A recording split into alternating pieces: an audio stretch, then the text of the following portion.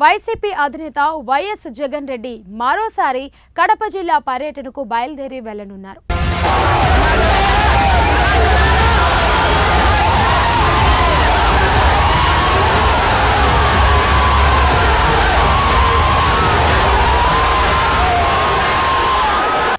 జిల్లాలోని సొంత నియోజకవర్గం పులివెందులలో 3 రోజుల పాటు పర్యటిస్తారు.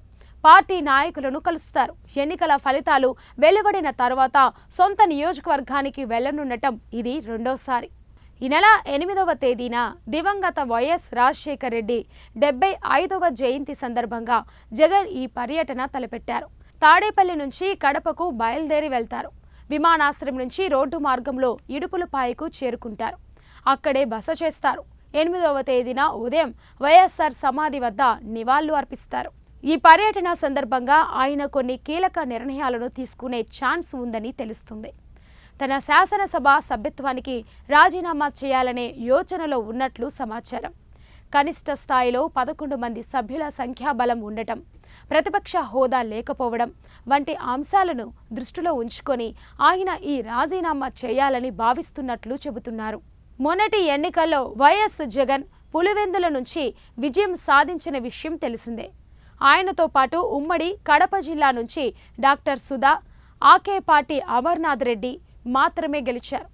జిల్లా రాష్ట్ర స్థాయిలో పార్టీ ఆశించిన స్థాయిలో బలంగా లేదనే విషయాన్ని ఈ ఎన్నికలు రుజువు చేసినట్లయింది.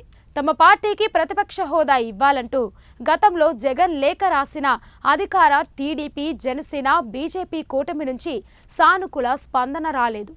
చచ్చేంత వరకు జగన్ను కొట్టాలి అంటూ వ్యాఖ్యానించిన చింతకాయల అయ్యన్న పాత్రుడిని స్పీకర్గా ఎన్నుకోవడాన్ని సైతం ఆయన తప్పుపట్టిన విషయం తెలిసిందే. ఇన్ని ప్రతికూల పరిస్థితుల మధ్య అసెంబ్లీకి వెళ్లడానికి జగన్ ఇష్టపడట్లేదని చెబుతున్నారు.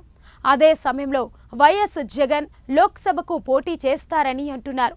పార్టీకి చెందిన కడప లోక్సభ సభ్యుడు వైఎస్ అవినాష్ రెడ్డితో రాజీనామా చేయించి ఆ స్థానానికి జరిగే ఉప ఎన్నికల్లో జగన్ నిలబడొచ్చునని సమాచారం.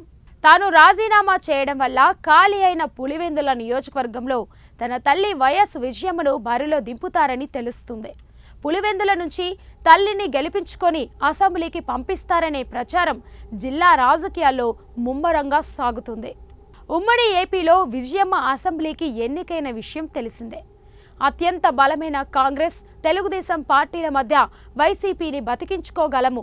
ఇప్పుడు మళ్లీ పార్టీ బలహీనపడినట్లు భావిస్తున్న నేపథ్యంలో విజయమ్మ సహకారాన్ని తీసుకోవాలని జగన్ ఓ నిర్ణయానికి వచ్చారు. కేంద్రంలో అధికారంలో ఉన్న బీజేపీకి పూర్తిస్థాయి మెజార్టీ లేదు. ఎన్డీఏ భాగస్వామ్య పక్షాలతో సహకారంతో ప్రభుత్వం నడుస్తుంది. మరోవైపు కాంగ్రెస్ సారథ్యాన్ని వహిస్తున్న ప్రతిపక్షాలు ఉమ్మడి కూటమి ఇండియా బలపరిచింది. కేంద్రంలో అధికారంలో ఉన్న బీజేపీకి పూర్తిస్థాయి మెజార్టీ లేదు. ఎన్డీఏ భాగస్వామ్య పక్షాలతో సహకారంతో ప్రభుత్వం నడుస్తుంది. మరోవైపు కాంగ్రెస్ సారథ్యాన్ని వహిస్తున్న ప్రతిపక్షాల ఉమ్మడి కూటమి ఇండియా బలపడింది. 10 సంవత్సరాల కాలంలో ఎప్పుడూ లేనంతగా బలమైన పక్షంగా నిలిచింది. ఈ పరిస్థితుల్లో జాతీయ రాజకీయాల్లోకి వెళ్తే ఎలా ఉంటుందని జగన్ యోచిస్తున్నట్లు చెబుతున్నారు. లోక్సభకు వెళ్లడం వల్ల మున్ముందు జాతీయ రాజకీయాల్లో ఎలాంటి పాత్ర పోషించాల్సి ఉంటుందనే విషయంపై జగన్కు సమగ్ర అవగాహన సైతం ఏర్పడినట్లవుతుందనే వాదనలు లేకపోలేదు. ఇక జగన్ ఎలాంటి నిర్ణయం తీసుకుంటారో తెలియాలంటే కొన్ని రోజులు వేచి చూడాల్సిందే.